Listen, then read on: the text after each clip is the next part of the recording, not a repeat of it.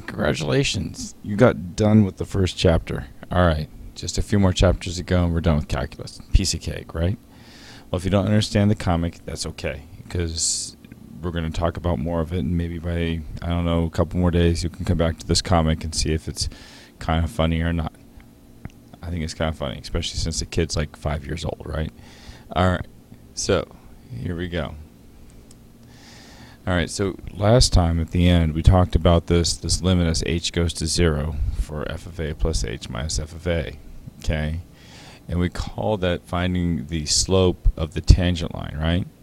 Well, now we're going to call it something different. We're going to call that slope of the tangent line is now the derivative of f at a.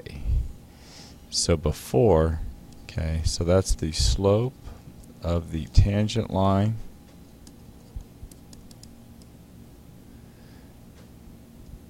at x equals a. So when I say the derivative of f at a, that really just means find the slope of the tangent line at x equals a. Okay?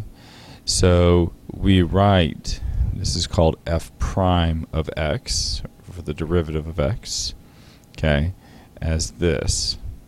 Okay, derivative of f with respect to x. Now, because again we're mathematicians, we've got many ways to say and write to the derivative. Alright? Including, we have this one up here. We call this one f prime of x. That's going to be our most common one. Okay? The derivative, and it's also the long way of saying it is the derivative of f with respect to x. Okay? Y prime. However, we don't use y prime as much because we want to talk about it in terms of x. We want to make sure that x is still there. Okay, so then we have dy dx, that's funny, isn't it? Okay, or again, the derivative of y with respect to x. Okay, the derivative of y with respect to x. Okay, df dx, okay, or the derivative of f with respect to x. And finally, we have d dx of f of x. In other words, that's just another way of saying a derivative of f of x. All these are the same thing, exactly the same thing. Okay, the most common ones we'll say is dy dx, much like delta y over delta x. How'd that get there? I don't know. And f prime of x. Okay, cool. Here we go. Note, this is a big one. dx does not mean d times x. Not. dy does not mean d times y. Does not. Okay? As much as you want to try and get it to do it that way, it does not. Okay? Last note. dy dx does not mean divided by dx. And dx does not mean df divided by dx. Notice my disclaimer. Okay? Except when it's convenient. Except when it's convenient. We'll get to that a little bit later. But for right now, it's not convenient. Don't do it. Alright, here we go. So what I want to do is I want to spend a little bit of time on this problem because this is a huge concept to be able to pull off. Alright? So first part for part A, it says here find the derivatives at any point x equals a using the limit definition of a derivative. Alright, so I'm giving the hard one first, and I'm going to work this one out.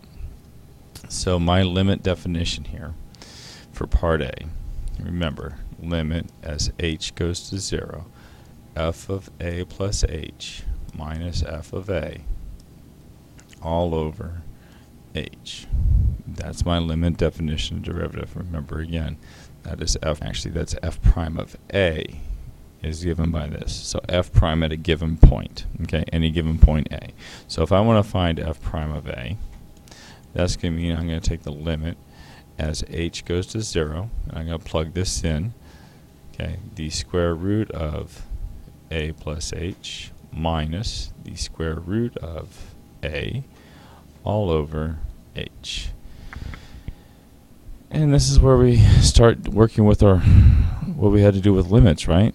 Hopefully you can see if my first one, right, substitute in h and h, I plug in for 0, I get 0 over 0. It's going to be a whole, alright?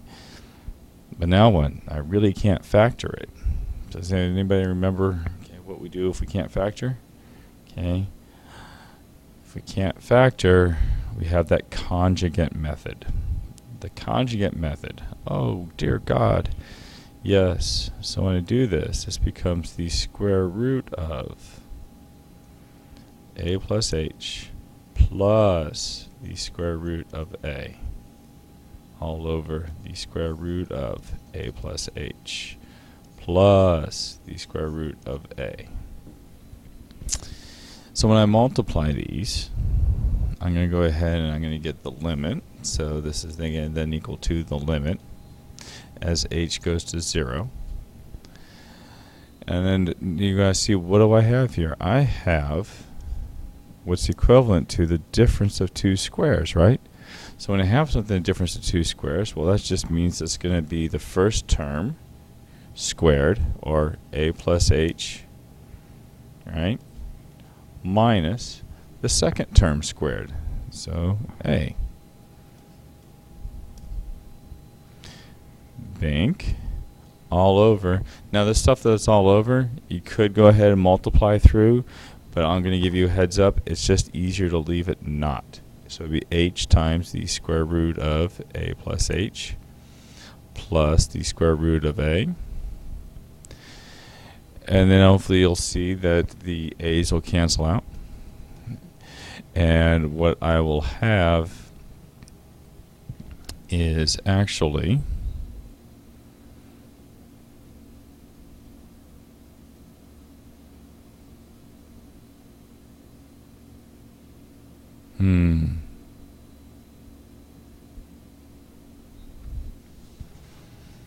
so again, the a's will cancel out, and what I now have here is equal to the limit as h goes to 0.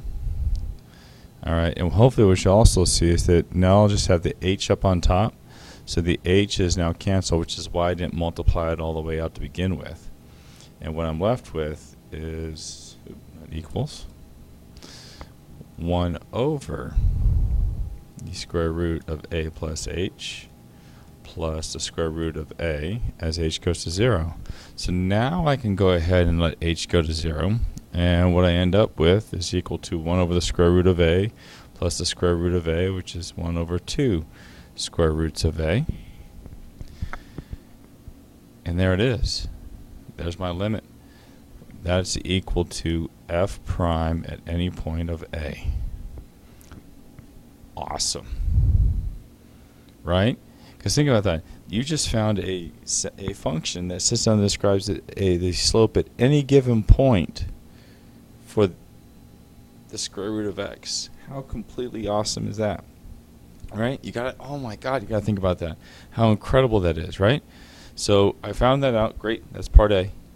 So part B. Okay. Part B says find the slope at x equals 9. I wonder where I can possibly find that. So what it's asking me to do is find f prime of 9. Well, when I do that, I plug that in there. 1 over 2 times the square root of 9, which is going to be equal to 1 over 6. So my slope is 1/6. How amazing. There's no computation, no nothing. Boom, just put it in. A little computation, but not a whole lot, right? Then finally part C. Part C is asking me to write the equation of the tangent line. Remember, okay, from 2.4 part 2, I told you what do you need, okay, for an equation of a tangent line. You need a point and you need a slope. Well, they already gave me the slope. We already found that. My point is when x equals 9, so 9 comma, well then where do I going to stick it into?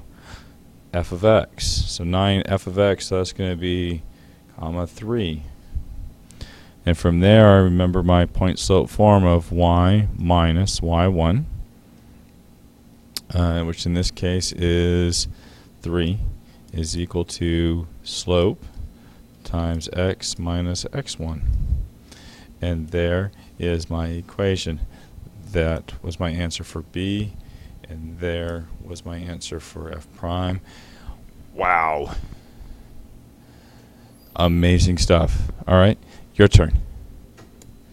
Okay, here's yours. It's a little bit simpler. Okay, not a whole lot to it. I mean, a little bit. You gotta expand some things out.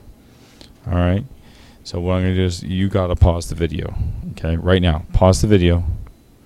Pause the video, and when you hit play again, you'll get the answer. Okay, pause the video.